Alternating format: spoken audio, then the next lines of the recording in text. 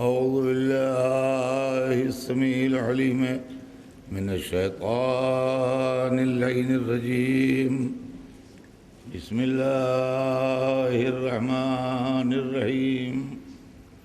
الحمد لله رب العالمين، والصلاة والسلام على سيدنا وشفيعنا أبي القاسم محمد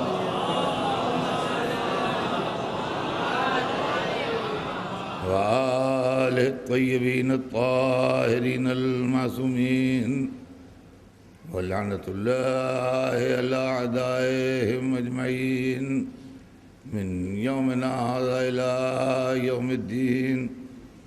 أما بعد، فقد قال رسول الله صلى الله عليه وآله وسلم: إني تارك فيكم الثقلين كتاب الله وعترتي أهل بيتي ما إن تمسكتم بهما لن تضلوا بعدي وإنهما لن يفترقا حتى يردا علي الحوض. صلوات بھیجنے محمد.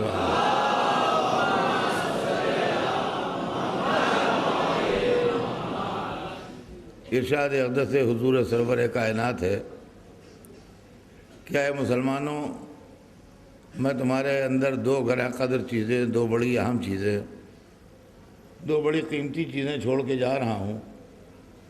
ایک اللہ کی کتاب ہے، دوسرے میری عطرت ہے، میرے اہل بیت ہیں. جب تک تم ان دونوں سے متمسک رہو گے، ان کے ساتھ رہو گے، ان کے دامن سے وابستہ رہو گے، اس وقت تک کبھی میرے بعد گمراہ نہیں ہوگے. اور یہ دونوں ایک دوسرے سے الگ نہیں ہوں گے جب تک میرے پاس حوض کوثر تک پہنچ جائیں. عزیزان گرامی، ہمارے آپ کے درمیان جو گفتگو ہے وہ اس فقہ پر ہے اور اس اسکول آف جورسپروڈنس پر ہے جو اہل بیت علیہ السلام کے تعلیمات کی روشنی میں مرتب ہوا اور معصومین علیہ السلام نے ہم کو جو اسلام بتایا. حضور سرور کائنات کی بزم میں مولا علی کا وجود اس وقت سے ہے جبکہ اسلام بظاہر نہیں آیا تھا. تاریخ میں بالاتفاق یہ لکھا ہے کہ رسول اللہ اعلان اسلام سے پہلے غار حرا میں تشریف لے جاتے تھے اور وہاں 2-3 دن مقیم رہتے تھے، اور بی بی خدیجہ وہیں کھانے پینے کا سامان آپ کو اور ضروریات کا سامان بھجواتی تھیں، اور اس وقت مولا علی بھی آپ کے ساتھ رہتے تھے. سوال یہ ہے کہ رسول اللہ میں اور مولا علی میں 30 برس کا فرق ہے. 30 ایئرس مولا علی سے رسول اللہ بڑے ہیں. جب حضرت علی پیدا ہوئے تو سرکار دو عالم کی عمر مبارک 30 سال تھی. اعلان رسالت سے کچھ پہلے کا مطلب ہے کہ اگر اعلان رسالت سے 5 برس پہلے بھی رسول اللہ غار حرا میں جاتے تھے تو رسول کی عمر اس وقت 35 سال ہوگی،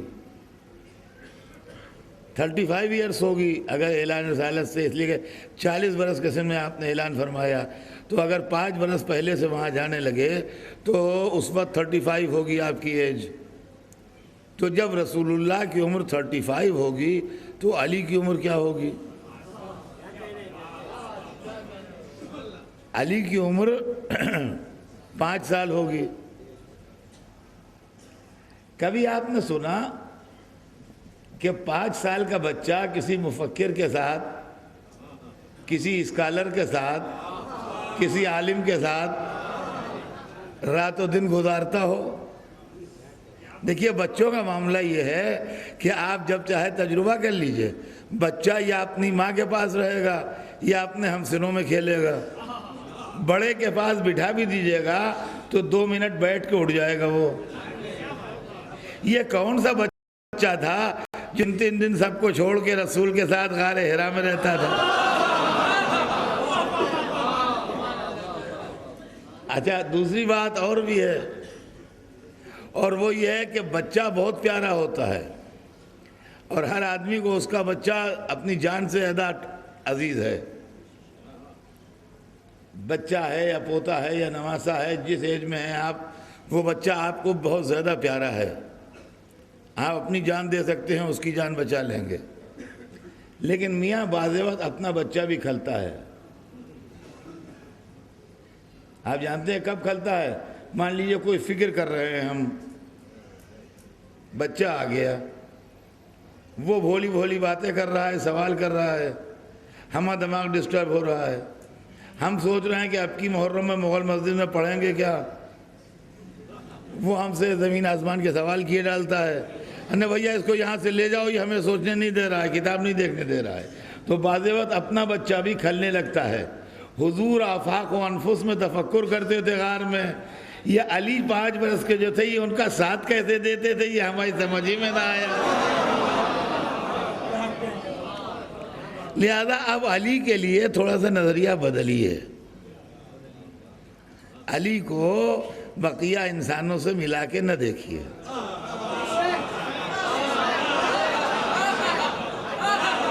علی کو بقیہ انسانوں سے ملا کے نہ دیکھیے۔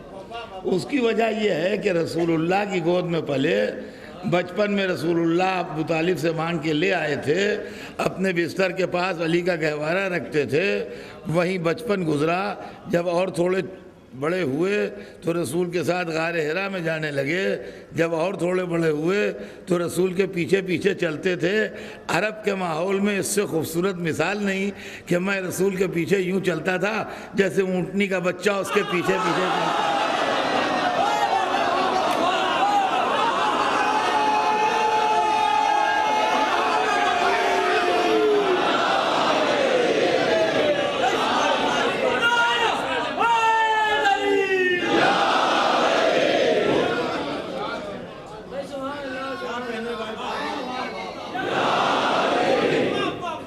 اب آپ ایک ایکسپیرینس کیجئے، ایک تجربہ کیجئے، ایک ایکسپیریمنٹ کی دعوت دیتا ہوں آپ کو۔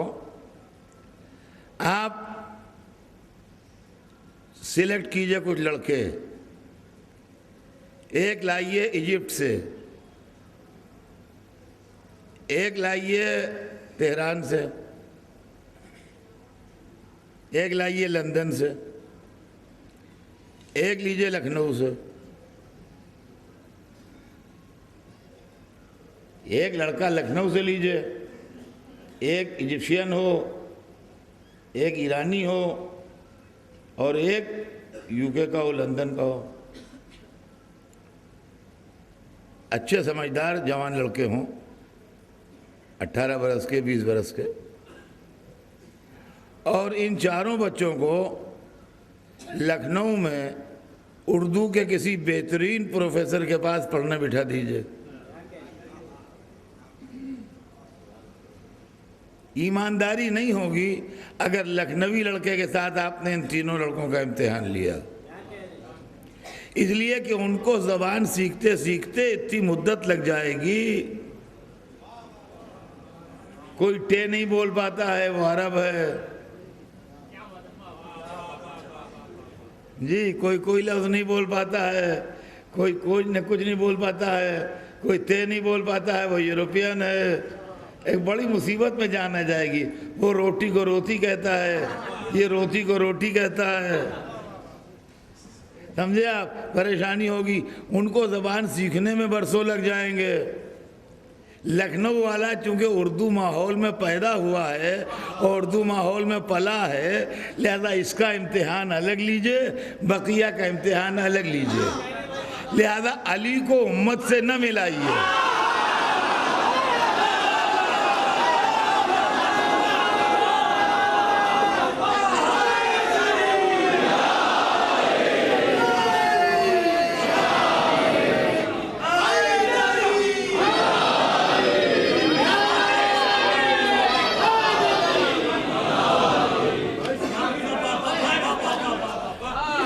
کوئی یہودی کے گھر میں پیدا ہوا، کوئی مجوسی کے گھر میں پیدا ہوا، کوئی کافر کے گھر میں پیدا ہوا، اور اسی ماحول میں جوان ہوئے، بزم رسالت میں آئے طالب علم کی حیثیت سے۔ علی خدا کے گھر میں پیدا ہوئے، محمد کی گود میں صلوات بھیج دیں محمد۔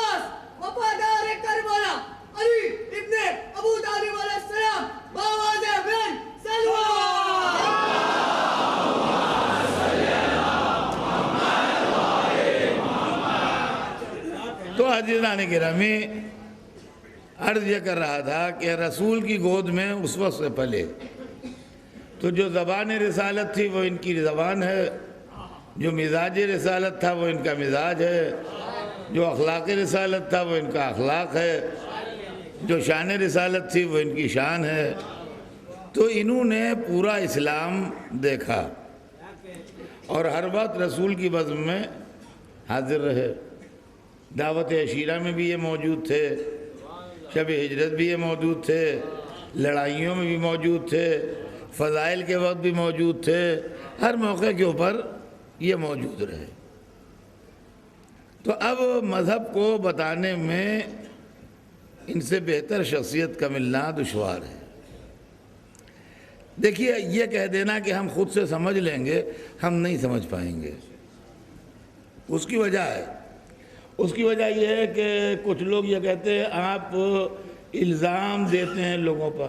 نہیں، ہم الزام نہیں دیتے ہیں، الزام کسی پر نہیں دیتے ہیں، لیکن یہ کہ انسانی کمزوریاں جو ہیں وہ اپنی جگہ پر ہیں اور اس سے انکار نہیں کیا جا سکتا۔ مثلا حکم رسول، حضرت توجہ سنیے گا جہاں جہاں میری آواز جا رہی ہے۔ حکم رسول کبھی سب کے لیے ہے، کبھی کسی خاص جگہ کے لوگوں کے لیے ہے، کبھی اجتماعی ہے یعنی عوام الناس کے لیے ہے، کبھی انفرادی ہے یعنی کسی پرٹیکولر آدمی کے لیے ہے۔ اب اس کا فیصلہ کرنا کون کرے فیصلہ کہ یہ کون سا حکم ہے؟ پھر آپ نے یہ بھی سنا ہوگا اسلام میں کہ آیتیں ناسخ و منسوخ ہیں، یعنی پہلے ایک حکم تھا، بعد میں وہ حکم بدل دیا گیا، دوسرا حکم آ گیا۔ اب ذرا سنیے گا آپ تفصیل ٹھنڈے دل سے۔ ایک آدمی رسول اللہ کے پاس مکے میں آیا تھا اور اس نے ایک چیز کے لیے پوچھا تھا حرام ہے کہ حلال۔ اس زمانے میں وہ چیز حرام تھی، آپ نے فرمایا حرام ہے۔ وہ چلا گیا، خود سنا اس نے کہ رسول اللہ نے فرمایا کہ حرام ہے۔ اس نے اپنی بستی میں جا کے کہا کہ میں رسول اللہ کے پاس گیا تھا، میں نے پوچھا تھا، انہوں نے فرمایا حرام ہے۔ نہ جھوٹ بولا، نہ مکر کیا، نہ اس کی نیت میں قصور تھا، نہ یہ دل سے خراب تھا، جو سچی بات تھی اس نے کہہ دی۔ 10 برس کے بعد وہ حکم منسوخ ہو گیا، کینسل ہو گیا، دوسرا آ گیا۔ دوسرا آدمی رسول اللہ کو مدینے میں ملا، اسی چیز کے لیے اس نے پوچھا، آپ نے کہا حلال ہے، اس لیے کہ اس وقت وہ چیز حلال ہو چکی تھی۔ وہ اپنے گاؤں گیا، اپنی بستی گیا، اس نے کہا میں رسول اللہ سے پوچھ کے آیا ہوں، حلال ہے۔ اس نے بھی کوئی مکر نہیں کیا، کوئی فریب نہیں کیا، کوئی دھوکہ نہیں دیا، نیت اس کی بری نہیں تھی، مگر بات میں اختلاف ہو گیا۔ اب اتفاق سے کسی موقع پر دونوں یکجا ہو گئے، رسول کی رحلت کے بعد یہ کہہ رہا ہے کہ حلال ہے، میں نے رسول سے خود سنا، یہ کہہ رہا ہے حرام ہے، میں نے رسول سے خود سنا۔ جھوٹے دونوں نہیں ہیں، دونوں سچے ہیں۔ ہے پرابلم کہ نہیں ہے؟ جھوٹا کوئی نہیں ہے۔ دیکھیے نیت پر شبہ نہ کیجئے، دونوں سچے ہیں، مگر اختلاف پیدا ہو گیا۔ ایک آدمی بس میں رسول میں بیٹھا تھا، وہ ڈائبٹک تھا، انہوں نے کہا یا رسول اللہ میں کھجور کا حلوہ کھاؤں؟ آپ نے کہا نہ، تم کھجور کا حلوہ نہ کھاؤ، تمہارے لیے جائز نہیں۔ یہ حکم خاص ہے، اس لیے کہ کھجور کا حلوہ کھانے سے اس کی ڈائبٹیز بڑھ جائے گی، بیمار ہو جائے گا۔ وہ بیچارہ زیادہ سمجھدار نہیں تھا، وہ سمجھا کہ مطلقاً کھجور کے حلوے کو منع کر رہے ہیں۔ وہ اپنے گاؤں میں کیا کہا، خبردار کوئی کھجور کا حلوہ نہ کھائے، رسول اللہ نے کہا ہے کھجور کا حلوہ حرام ہے۔ اب بتائیے، ہم یہ نہیں کہہ سکتے کہ یہ آدمی برا ہے، یہ آدمی دھوکہ دے رہا ہے، نہیں، اس کے فہم کا قصور ہے کہ انفرادی حکم کو سب کے لیے سمجھ رہا ہے۔ اور ہمایا آپ نے تو اب مسئلہ یہ ہے کہ ایک آدمی بزم رسالت میں ایسا ہونا چاہیے جو یہ فیصلہ کرے کہ قول رسول کا مطلب کیا ہے، اور وہ آدمی علی سے بہتر نہیں ہے جو بتائے گا کون حکم عام ہے، کون حکم خاص ہے، کون سب کے لیے ہے، کون فرد کے لیے ہے، کون علاقے کے لیے ہے، کون زمانے کے لیے ہے۔ اور غالباً یہی وجہ تھی کہ مسجد النبی بھری ہوئی ہے، تو مسجد النبی ان لوگوں سے نہیں بھری ہوئی تھی جن سے مغل مسجد بھری ہے۔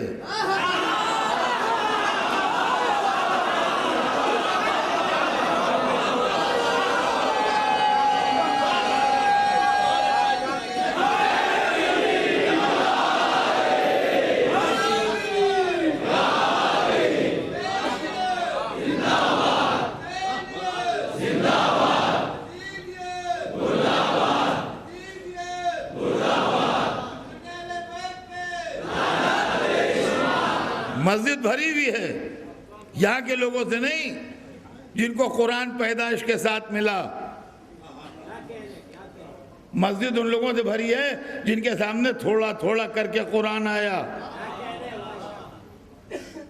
مکے میں اتنا اترا، مدینے میں اتنا اترا، جنگ میں اتنا اترا، امن میں اتنا اترا، رات میں اتنا اترا، دن میں اتنا اترا۔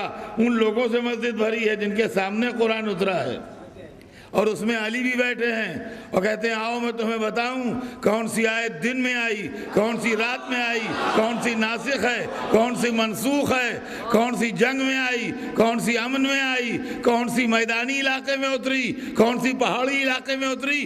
اور کوئی نہیں کہتا کہ یا علی تم کیا بتاؤ گے، جہاں تم تھے وہاں ہم تھے، ہمیں خود معلوم۔ صلوات بھیجتے ہیں محمد۔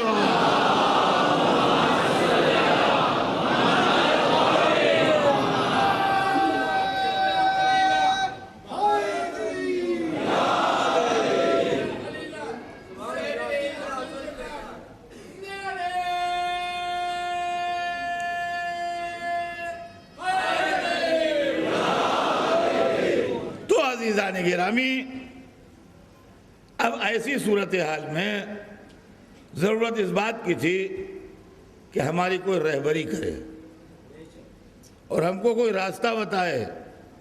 چنانچہ ہم نے رہبری کے واسطے اور راستہ معلوم کرنے کے لیے رسول کے خاندان والوں کا انتخاب کیا۔ پہلی بات تو اور طلب یہ ہے کہ اگر ہم نے خاندان رسالت کو رہبری کے لیے چنا تو غلطی کیا کی؟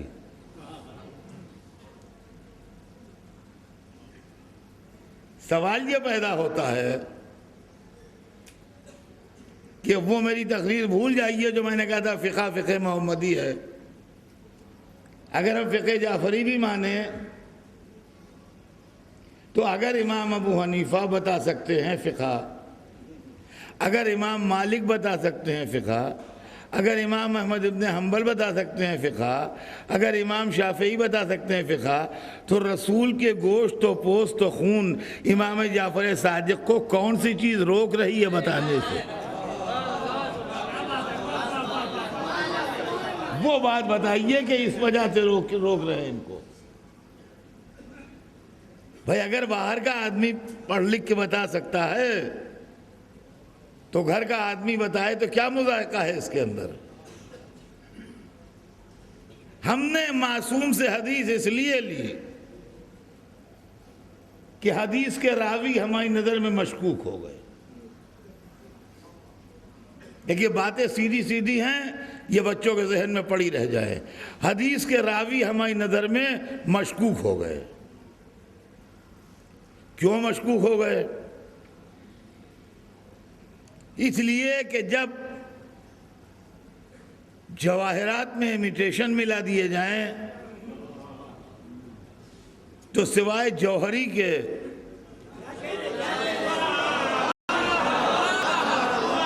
ہر ایک کی بس کی بات نہیں ہے کہ چھان پھٹک کے نکال لے کہ یہ امیٹیشن ہے، یہ ہیرا ہے، یہ یاقوت ہے، یہ شیشہ ہے، یہ نیلم ہے، یہ ٹکڑا ہے شیشے کا، یہ نہیں معلوم ہو سکتا ہمیں۔ تو حدیث رسول ہیرے کی طرح، بشرطے کہ رسول نے فرمائی ہو۔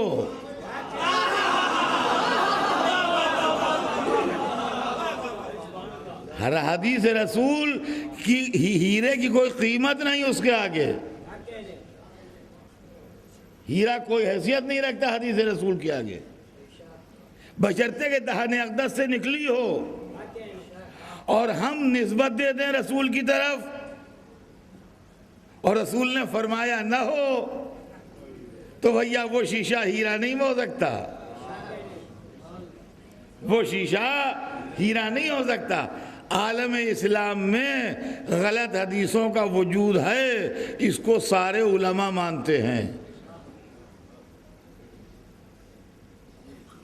یہ غور کیجئے گا اس بات کو، عالم اسلام میں غلط حدیثوں کا وجود ہے، اس کو سارے علماء مانتے ہیں۔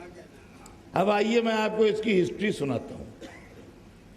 امام احمد ابن حنبل فرماتے ہیں، جنہوں نے مسند احمد ابن حنبل لکھی ہے، کہ مجھے 3 لاکھ حدیثیں یاد تھیں۔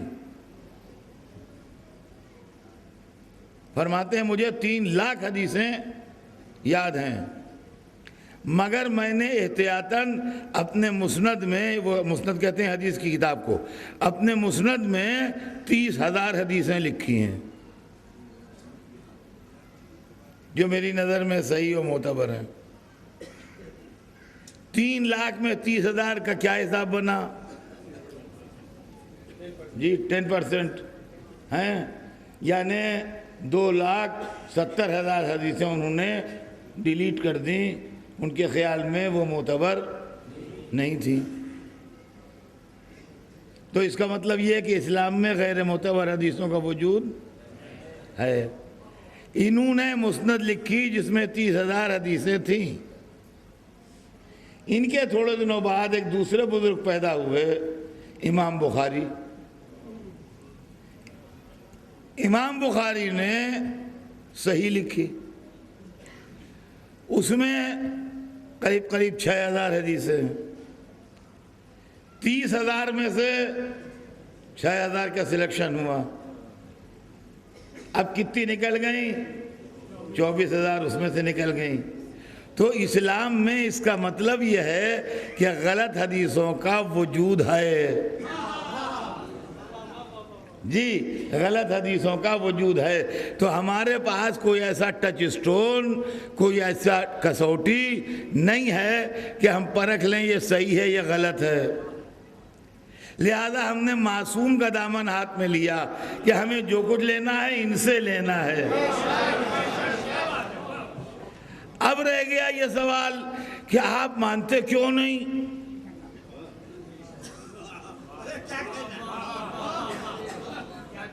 آپ مانتے کیوں نہیں؟ اتنی بڑی کتاب آپ مانتے نہیں؟ سوال یہ پیدا ہوتا ہے کہ امریکہ ہندوستان سے کار کیوں نہیں منگاتا؟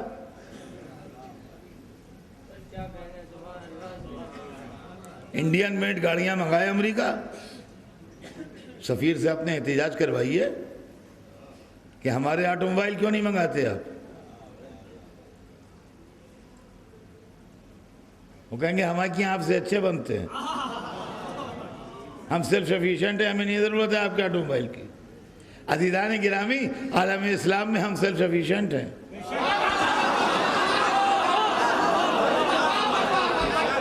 ہمیں نہیں ضرورت ہے کسی کی۔ رہ گیا یہ کہ ماننے نہ ماننے کی بات جہاں تک ہے، ماننے نہ ماننے کی وجہ آپ ہم سے سنیے، کلیجہ تھام کے سنیے گا۔ ہاں، کلیجہ تھام کے سنیے گا۔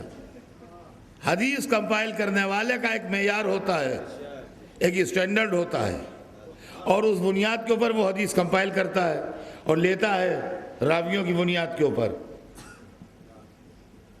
بخاری میں قاتلان حسین سے روایتیں تو ہیں، مگر امام بخاری امام جعفر صادق کو سچا نہیں سمجھتے، اور انہوں نے امام جعفر صادق سے کوئی حدیث نہیں لی ہے، مگر قاتلان حسین سے حدیثیں لی ہیں۔ تو اگر ان کی نظر میں قاتلان حسین معتبر اور امام جعفر صادق غیر معتبر ہیں، تو ہماری نظر میں وہ غیر معتبر ہیں۔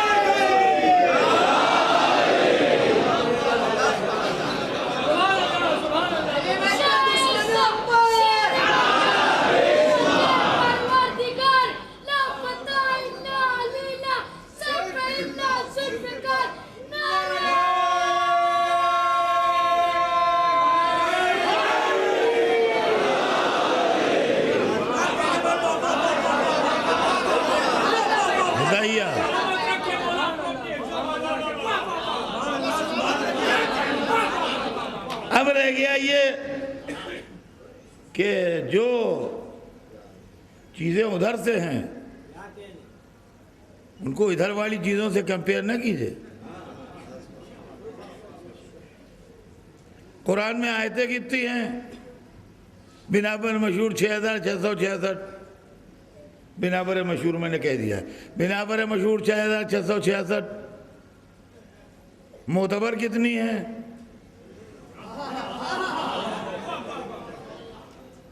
ان کا معتبر کا کیا سوال؟ سب معتبر ہیں، 6666 معتبر ہیں۔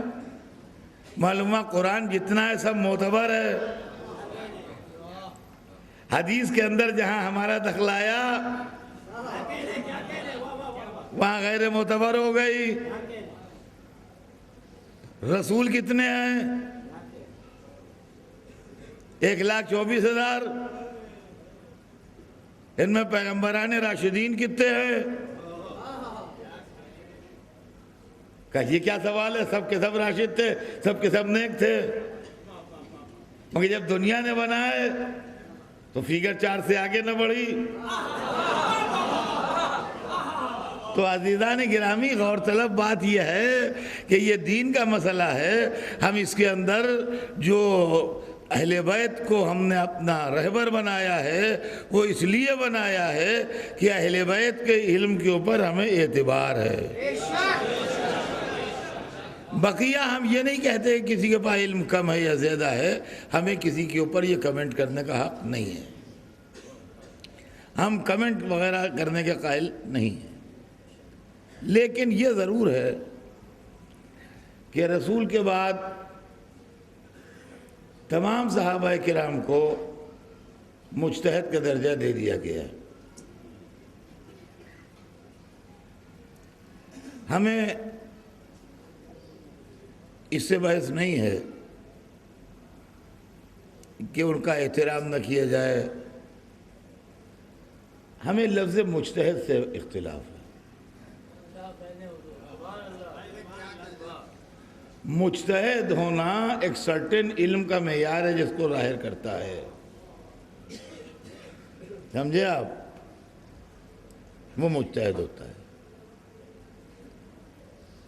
صحابیت کا ڈیفینیشن یہ ہے کہ جو رسول اللہ کو ایک دفعہ حالت اسلام میں دیکھ لے، زیارت کر لے، اور ایک نماز بھی حضور کے پیچھے پڑھ لے، وہ صحابی ہے۔ پوری لائف میں حالت اسلام میں یہ شرط ہے، ورنہ ابو جہل نے سینکڑوں دفعہ دیکھا، ابو لہب نے لاکھوں دفعہ دیکھا، وہ نہیں۔ حالت اسلام میں جو رسول کی ایک دفعہ زیارت کرے اور ایک نماز بھی آپ کے پیچھے پڑھے، وہ صحابی ہے۔ ایک شخص 12:30 بجے دن میں آیا، انہوں نے رسول اللہ سے مصافحہ کیا، ہاتھ چومے، بز میں آ کے بیٹھا، جمال اقدس کی زیارت کی۔ 1 بجے وہاں اذان ہوئی مسجد میں، انہوں نے نماز پڑھی، نماز پڑھ کے اس نے پھر مصافحہ کیا، کہا یا رسول اللہ بہت دور سے آیا ہوں اور بہت دور ابھی جانا ہے، آپ کی زیارت کے لیے ادھر سے ہوتا ہوا چلا گیا۔ یہ شخص صحابی ہو گیا، یہ شخص صحابی ہو گیا۔ خدا کی قسم منبر پہ کہہ رہا ہوں، مجھے اس پر کوئی اعتراض نہیں ہے کہ آپ اس کا احترام کریں۔ اگر وہ آدمی یہاں آ جائیں، وہ بزرگ جن نے رسول کی زیارت کی ہے اور نماز پڑھی ہے، تو سب کو تعظیم کے لیے اٹھنا چاہیے، اس لیے کہ ہم میں سے کسی نے حضور کی زیارت نہیں کی ہے، انہوں نے کی ہے۔ لیکن اگر ایسے ایک بزرگ آ جائیں ان کی موجودگی میں جنہوں نے 10 دفعہ رسول کی زیارت کی ہو، تو ان کو تعظیم کے لیے اٹھنا چاہیے۔ اور اگر ایسے بزرگ آ جائیں جنہوں نے 100 دفعہ رسول کی زیارت کی ہو، تو ان کو اٹھنا چاہیے۔ اور اگر ایسے بزرگ آ جائیں جنہوں نے 1000 دفعہ کی ہو، تو 100 دفعہ والے کو اٹھنا چاہیے۔ اور ایسے آ جائیں جنہوں نے ہزاروں دفعہ کی ہو، تو 1000 دفعہ والے کو اٹھنا چاہیے۔ یہاں تک تو سب ہاں میں ہاں ملاتے ہیں، اس کے آگے بگڑ جاتے ہیں۔ اور اگر ایسے آ جائیں جو حالت نماز میں پشت پہ آتے ہوں،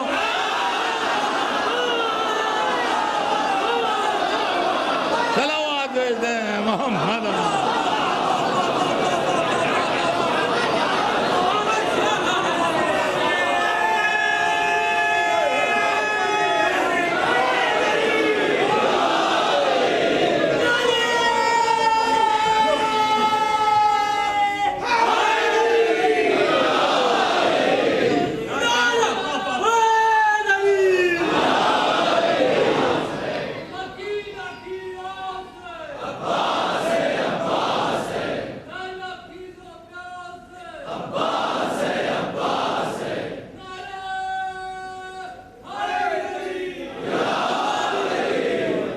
تو عزیزان گرامی،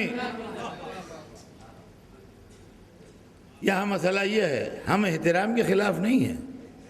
دیکھیے، احترام اور چیز ہے اور تعلیم اور چیز ہے، یہ دو چیزیں الگ الگ ہیں۔ احترام اور تعلیم، ان دونوں کے اندر میل نہیں ہے، ایک چیز نہیں ہے یہ۔ ایک آدمی ہے جس کے والد معمولی اردو پڑھے ہوئے ہیں، معمولی اردو پڑھے ہوئے ہیں، خط لکھ لیتے ہیں، اردو میں خط پڑھ لیتے ہیں، اٹک اٹک کے اردو کا اخبار پڑھ لیتے ہیں، ہاں، یہ ان کی لیاقت ہے۔ لڑکا زالوجی میں MSc کر رہا ہے، وہ پڑھنے جاتا ہے کسی سے، کہ بڑا نالائق لڑکا ہے، باپ سے نہیں پڑھتا، وہاں جاتا ہے۔ ہمارے جو جانتے نہیں پڑھائیں گے کیا؟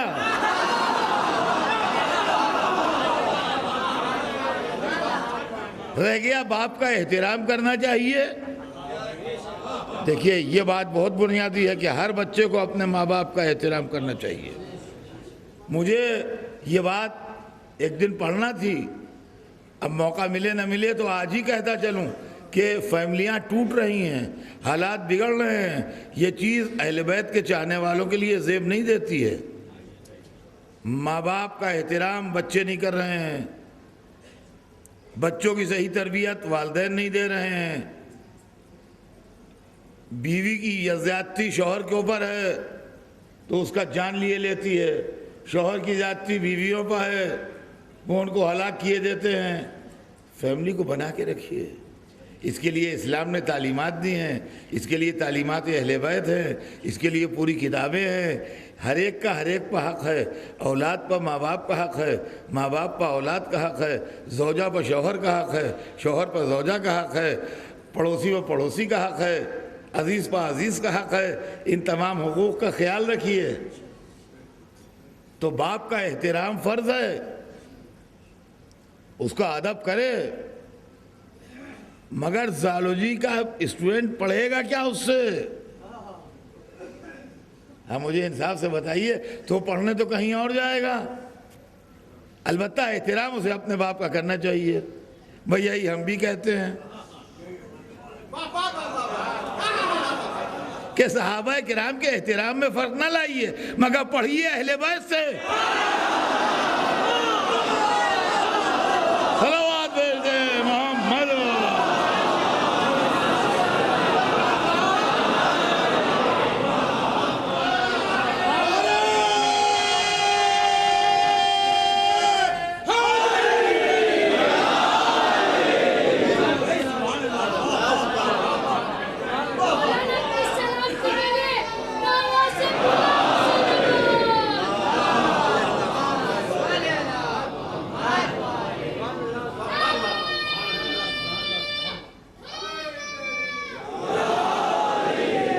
زندگی رہی تو بات کل آگے بڑھے گی۔ آج تو صرف اتنا کہ وہ لوگ جنہوں نے در اہل بیت سے تعلیم حاصل کی، آج دنیا میں ان کا جواب و مثال نہیں، اور پھر وہ گھرانہ جہاں علم کے دریا موجیں مارتے تھے، جہاں شروع سے تعلیم تھی، ان کے علم کا ٹھکانہ کیا؟ ان کا علم جیسا کائنات عالم میں دوسرا پیدا نہ ہوا۔ علی بیٹھے ہیں اور ان کی آغوش میں ان کا چھوٹا سا بیٹا عباس بیٹھا ہے۔ پڑھے لکھے باپ جس طرح بیٹوں کو بچوں کو پڑھاتے ہیں، باپ بیٹے کو گنتی سکھا رہا ہے۔ کہا بیٹا کہو ایک، واحد، تو بیٹے نے کہا واحد۔ کہا بیٹا کہو اثنین، دو۔ اب بیٹا نہیں بولتا تو باپ نے کہا بیٹا کہو اثنین، تو بیٹا چپ ہے۔ کہا بیٹے جواب کیوں نہیں دیتے؟ کہ بابا جس زبان سے واحد کہا ہو اثنین کیسے کہوں؟ باپ نے کلیجے سے لگا لیا۔ عزیزان گرامی، آج کی رات مولا عباس کے ساتھ مخصوص ہے۔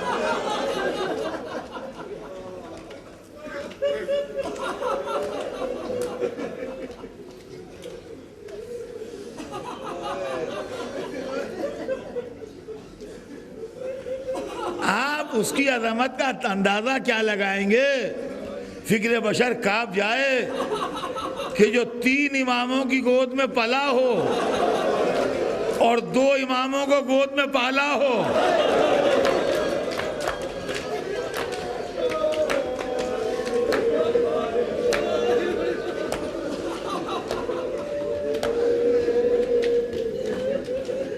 تین اماموں کی گود میں پلا ہو۔ مولا علی، امام حسن، امام حسین، عباس 3 معصوموں کی گود کے پالے تھے، اور 2 معصوم ان کی گود میں پلے تھے، چوتھے امام اور 5ویں امام۔ تو 3 اماموں نے ان کو پالا تھا اور 2 اماموں کو انہوں نے پالا، اور شہزادی زینب اور جناب ام کلثوم کی آغوش میں رہے۔ وہ بہنیں تھیں مگر اتنی بڑی تھیں کہ ماں کے برابر تھیں.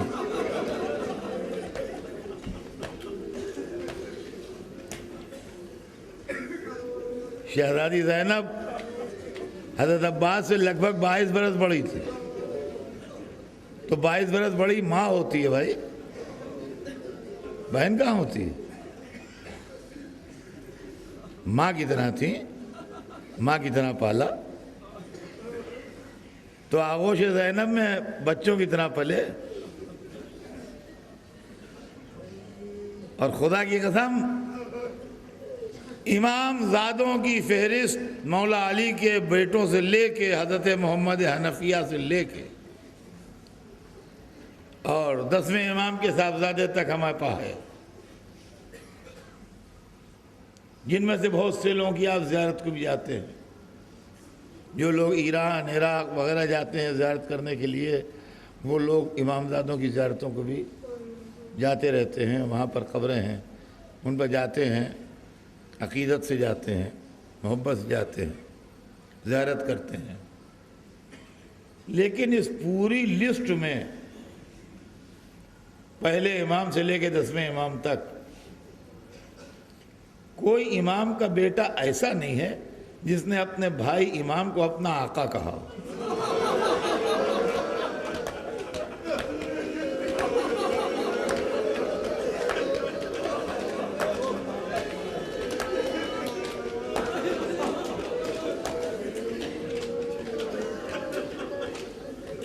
یہ صفت میرے مولا عباس کی تھی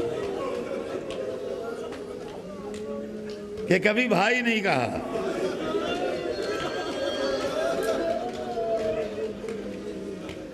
میں حسین کا غلام ہوں. جب اپنا تعارف کرایا یہی کرایا، میں حسین کا غلام ہوں. ہاں حسین کہتے تھے میرا بھائی ہے، مگر عباس کہتے تھے میں حسین کا غلام ہوں. اور عزیزان گرامی، اللہ کی سرکار میں اس کو بندے کا جھکنا پسند ہے، بندے کا اکڑنا پسند نہیں ہے. غرور و تکبر اللہ کو پسند نہیں ہے. سر جھکانا، انکساری، اپنے کو چھوٹا سمجھنا، یہ اللہ کو پسند ہے. چنانچہ حضور نے عبدیت کو اپنے لیے منتخب کیا. تو آج تک نماز میں وَأَشْهَدُ أَنَّ مُحَمَّدًا عَبْدُهُ وَرَسُولُهُ، رسالت سے پہلے عبدیت کا تذکرہ آتا ہے. عباس نے ہمیشہ اپنے کو عبد کہا. اتنا عبد کہا، اتنا عبد کہا، اتنا عبد کہا کہ پوری قوم کے آقا ہو گئے.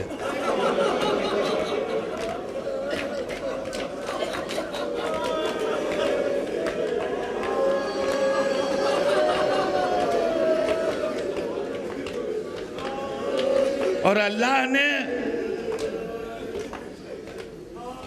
جو انعام دیا ہے اس عبدیت کا، عزیزان گرامی، دنیا میں کسی کو یہ انعام نہ ملا ہوگا جو اس عبدیت حسین کا انعام عباس کو ملا. اطاعت امام کا یہ عالم، شجاعت ایسی کہ پورا لشکر دب رہا ہے دشمن کا، اطاعت ایسی کہ امام کو کہنے کی ضرورت نہیں ہے، چشم و ابرو پہچانتے ہیں،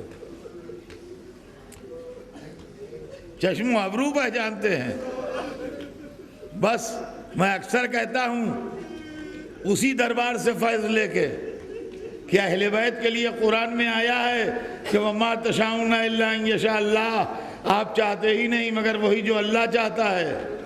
تو مولا عباس کے لیے ہاتھ جوڑ کے کہوں، مولا عباس آپ چاہتے ہی نہیں مگر وہی جو حسین چاہتے ہیں.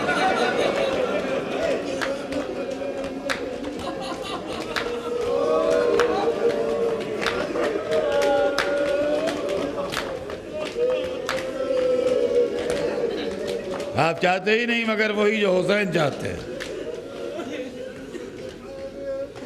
تاریخ بتاتی ہے ہمیشہ اپنے کو عبد، میں غلام ہوں، میں حسین کا غلام ہوں، میں حسین کا غلام ہوں۔ عبد کہتے کہتے دنیا سے چلے گئے، اب شہادت کے بعد مرتبے کا اعلان ہوا۔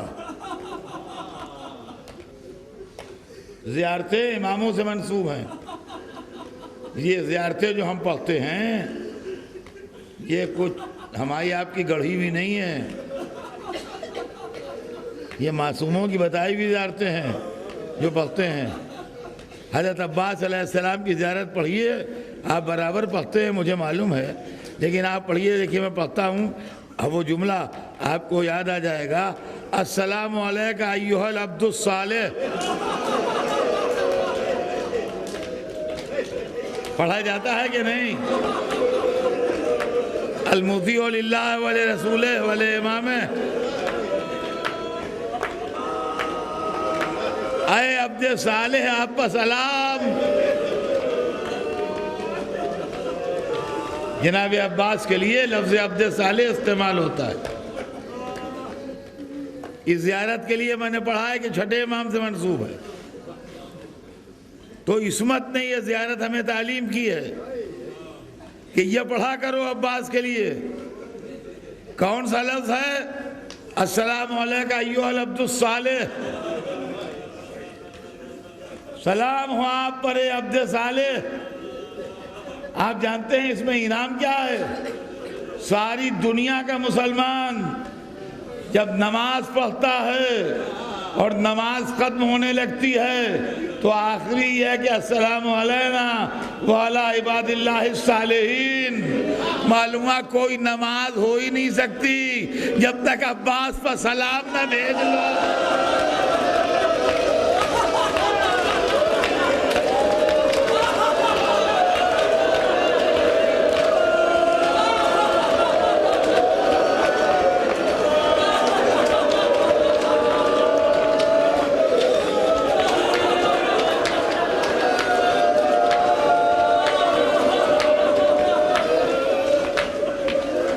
بغیر عباس پر سلام بھیجے ہوئے نماز نہیں ہوتی۔ نماز ختم ہوتے ہوتے آخری سلام عباس کو۔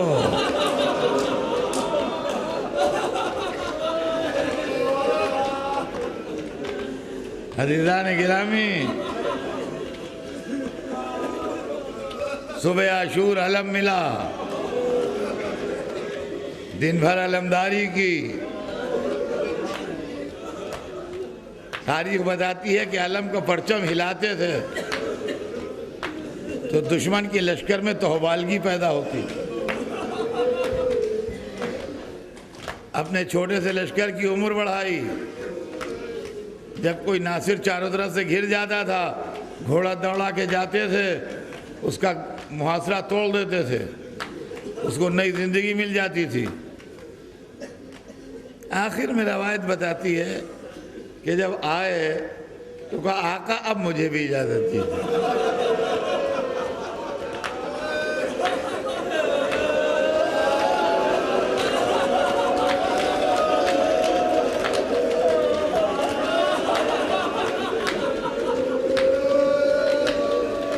انہوں نے کہا بھیا تم تو میرے لشکر کے علمدار ہو۔ کہا آقا وہ لشکر کہاں گیا جس کا علمدار تھا؟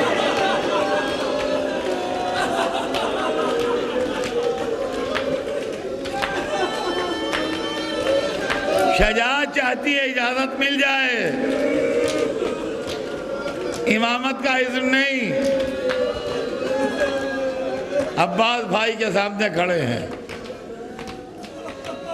عصر کا وقت قریب آ رہا ہے، دن ڈھل رہا ہے، وعدے کے وفا ہونے کا وقت آ رہا ہے، عاشورہ تمام ہونے والا ہے تھوڑی دیر میں۔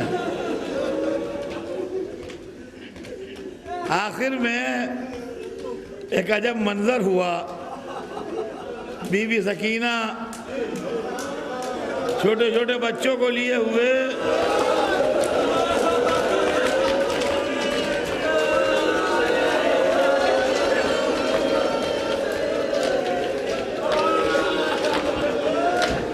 عباس کو گھیر لیا. العطش العطش، ہائے پیاس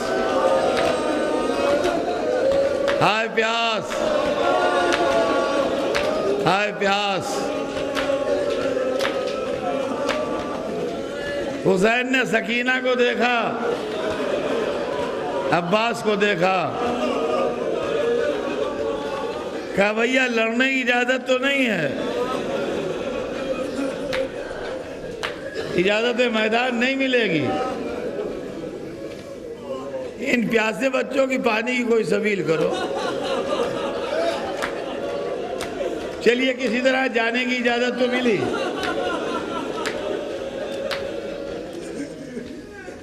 سکینہ دوڑ کے خیمے میں گئیں، ایک سوکھا مشکیزہ لے کے آئیں.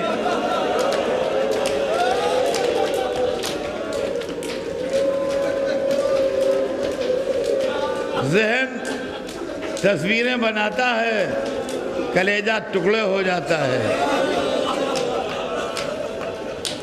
4 برس کی ننھی سی بچی مننے مننے ہاتھ اٹھا کے مشکیزہ دے رہی ہے.